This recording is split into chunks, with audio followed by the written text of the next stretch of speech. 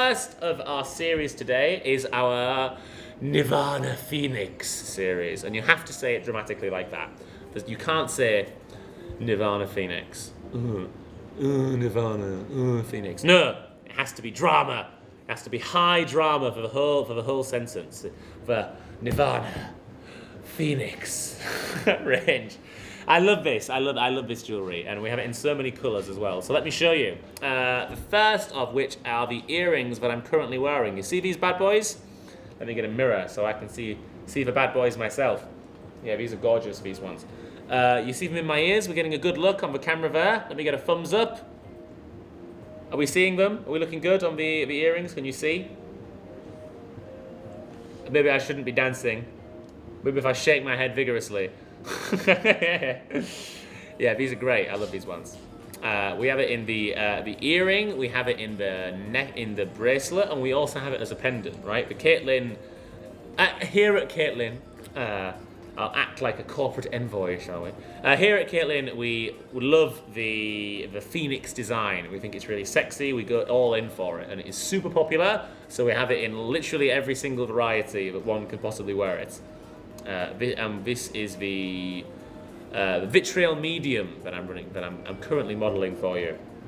Phoenix design, I think, is a really cool inspiration, right? I mentioned earlier that when we're talking Caitlin, we're talking about design inspiration from fairy tales, from legends, and I think that the Phoenix is a really, really good example of this. When you think Phoenix, what thought comes to mind straight away? I think, for me, it's Harry Potter. For shame, but it is Harry Potter. First exposure to it is probably watching that Harry Potter film where Dumbledore has the, maybe I'm remembering this wrong. I'm not the biggest Potterhead, right? Especially in my adulthood, I'm not.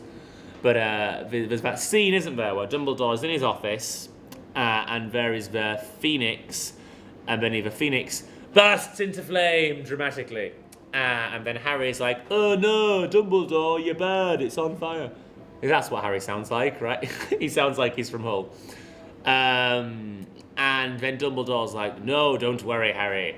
The bird will be back because it's a phoenix, and that's what they do. The phoenix re-emerges as a baby phoenix again from the flames. It bursts into flame and then comes back into life. Well, the phoenix, actually, would you know, if we go into deeper mythology, is a really important creature, not just in Western culture, but also Eastern folklore as well. So in the West, it kind of represents rebirth. It's kind of that being of myth.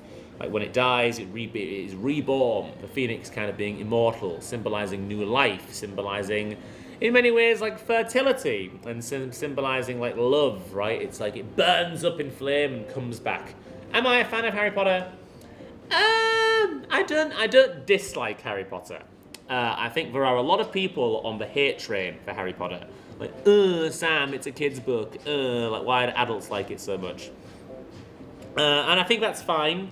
Whatever is fine. I think it's a well-written book.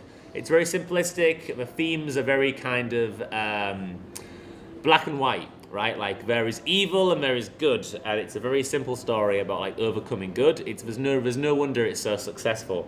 I think it's kind of the book of a generation, and we have to give it its credit for that. And I certainly enjoyed it, right? I can definitely watch it and enjoy it. But I never found that it was the biggest thing for me. When I was but a wee lad, it was always Harry Potter or Lord of the Rings, and I always went in for Lord of the Rings. Maybe that was just an English thing, but anyway. But I dig it, yeah. I know who the characters are. I know who Luna Lovegood is, so at least I know the four houses. I know some of the lore. I used to have a friend who was in a band that released songs that only existed in the Harry Potter universe. Right, crazy. Potter rock, Potter core, wizard core. Is that what they called it? Yeah. Anyway, I'm waffling on about all various stuff. But yeah, in Western culture, in Western mythology, the phoenix representing rebirth, representing fiery passion, maybe even anger, right? But in Eastern culture, it actually is very different. The phoenix is something that you don't see so often, right? It kind of it floats off in the sky, this being of myth, right? There's only one of them, right? It's this messenger of happiness. It's this kind of bringer of auspicious symbols, right? So you'll see it in some like Chinese sculpture or Chinese like folklore stories of like only the end of a story when everything is like destroyed, the whole world is ended. Maybe the phoenix will be seen flying across the sky as like a symbol of hope, right?